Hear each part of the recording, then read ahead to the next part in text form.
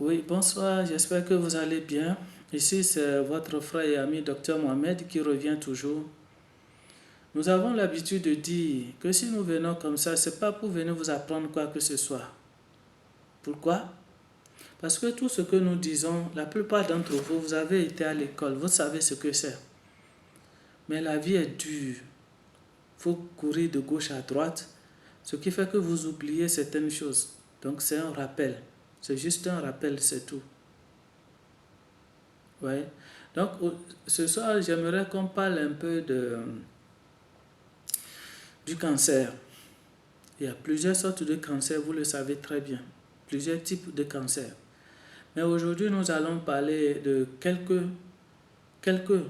infections qui aboutissent au cancer et d'autres facteurs de risque également. Nous allons en parler. Par exemple, le cancer du foie. Nous avons bien défini les infections qui aboutissent au cancer. Juste quelques-unes. Il y a le cancer du foie. Le cancer du foie. Donc, si vous avez le virus de l'hépatite B ou de l'hépatite C et que vous n'avez pas pris les précautions pour avoir un bon traitement et que vous avez malchance et que cela n'a pas été, vous n'avez pas eu une bonne prise en charge comme cela se doit, il se peut, écoutez bien ce que je dis, c'est possible que cela aboutisse à un cancer du foie, hépatite B, hépatite C. Et pour éviter cela, c'est possible d'éviter cela. Qu'est-ce qu'il faut faire? La première des choses, c'est l'abstinence. Parce que c'est au cours des rapports sexuels, généralement, on attrape ce virus-là, on chope ce virus-là. Qu'est-ce qu'il faut faire? C'est l'abstinence, tout simplement. Ou bien, il faut se protéger. Notons qu'il y a aussi le vaccin. Pourquoi ne pas faire le vaccin? Pourquoi pas? Pourquoi ne pas faire le vaccin? Il y a aussi le virus à papillomavirus aussi. Ça aussi, c'est au cours des rapports qu'on peut l'avoir. Ça, qu'est-ce que ça cause comme maladie? Ça peut donner le cancer du col de l'utérus. Mais lorsque c'est détecté à temps, c'est facile de traiter. Mais si vous banalisez les choses et que vous prenez les choses à la légère, au fur et à mesure que le temps passe, plus vous avez une chance de faire un cancer du col de l'utérus grave et chronique. Et vous savez ce que ça signifie. Ça aussi, vous pouvez éviter ça. En quoi faisant? L'abstinence, tout simplement. Ou se protéger. Et vous savez que la protection aussi, ce n'est pas à 100% sûr. Vous le savez très bien. Il arrive que des hommes se protègent, mais arrivé un moment, la protection saute. Vous vous exposez comme ça. Surtout nos jeunes enfants qui veulent s'adonner à ce type de plaisir. Vous n'avez pas encore l'âge. Donc, abstenez-vous, patientez-vous. Ou allez vous faire vacciner, c'est très important. Il y a aussi d'autres facteurs. Par exemple, maman a fait le cancer du sein ou une tante en a fait. Il se peut, écoutez très bien ce que je dis, il se peut que vous aussi, vous ayez les gènes de votre maman par rapport à ça. Il se peut que vous développiez cela aussi. C'est possible. Mais qu'est-ce qu'il faut faire? Il faut juste faire attention à soi. Au moins chaque année, faire le bilan de santé pour être situé. Faire le bilan de santé pour être situé. C'est très important, on ne sait jamais. Maman a fait le cancer de sein ou une tante très proche en a fait. Eh bien, il faut commencer à prendre des précautions parce que nous ne savons pas si nous avons reçu ce gène-là. On ne sait pas. Voilà. Donc, il faut prendre soin de soi.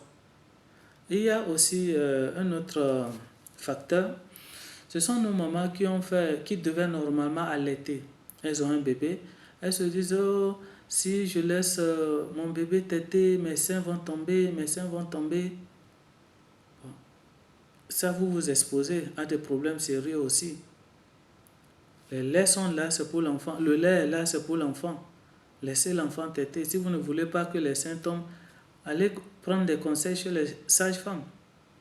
Elle va vous montrer comment tenir le bébé et comment tenir votre sein aussi pour que l'enfant tète. Parce que plus l'enfant tète, plus vous êtes protégé contre ce type de maladie.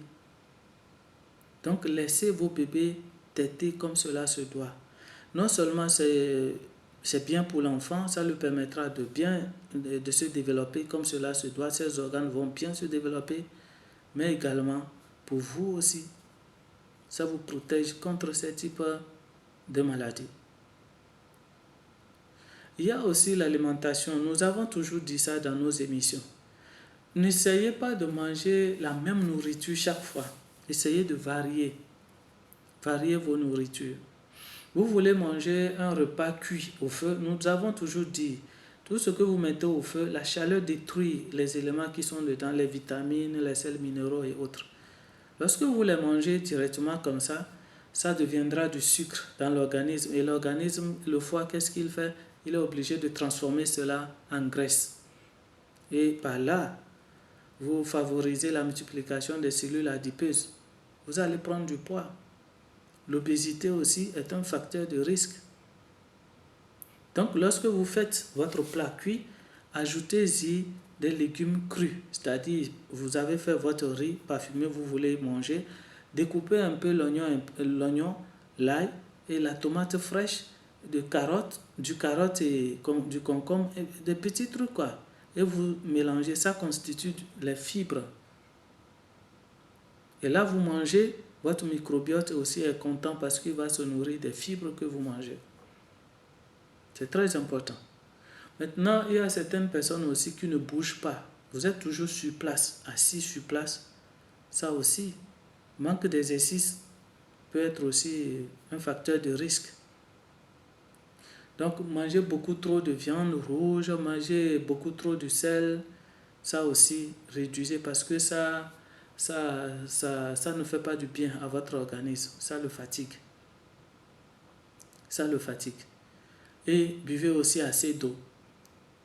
Il y a aussi nos mamans qui sont déjà dans leur période de la ménopause, mais elles veulent coûte que coûte que les règles reviennent. Et qu'est-ce qu'elles font? Elles prennent les pilules aussi. Elles prennent les pilules, c'est-à-dire les produits hormonaux, pour que les règles reviennent. Ce n'est pas la peine. Vous êtes déjà en ménopause. Ne forcez pas les choses. Ne forcez pas les choses. Ça aussi, c'est un facteur de risque. Il y a aussi nos mamans qui ont leurs règles tardivement. Les règles tardives. Pardon, la ménopause tardive, excusez-moi. Vous faites une ménopause tardive, c'est-à-dire à 55, 60 ans, vous continuez à faire les règles. Il faut vous faire consulter. On ne sait jamais. Faites-vous consulter. Il y a aussi le sommeil. Si vous dormez mal, vous ne dormez pas, ça aussi c'est un facteur de risque. Dormez suffisamment, en moyenne 7 heures et 8 heures, en moyenne. Mais il y a certaines personnes, 5 heures c'est largement suffisant pour leur organisme, il n'y a pas de problème. L'essentiel c'est la régularité, il faut bien dormir. C'est très important. Bon, de façon ramassée, voilà quelques éléments que nous voulons vous transmettre pour que vous fassiez attention. On ne sait jamais. Le cancer, c'est une mauvaise maladie. Quand ça tombe dans la famille, vraiment, c'est vraiment insupportable. D'abord financièrement, moralement, physiquement, tout ça. Donc, prenez vraiment soin de vous. Je vous invite à vous abonner à la chaîne. Cette chaîne est la vôtre. C'est une chaîne d'information, une chaîne de sensibilisation. Donc, abonnez-vous à ce compte, s'il vous plaît. Et likez aussi. Likez et partagez. Partagez la vidéo. Ça peut sauver certaines personnes, on ne sait jamais. Ok. Bonne nuit à vous. Et je vous souhaite agréable nuit. Et faites attention à vous et prenez soin de vous. Au revoir.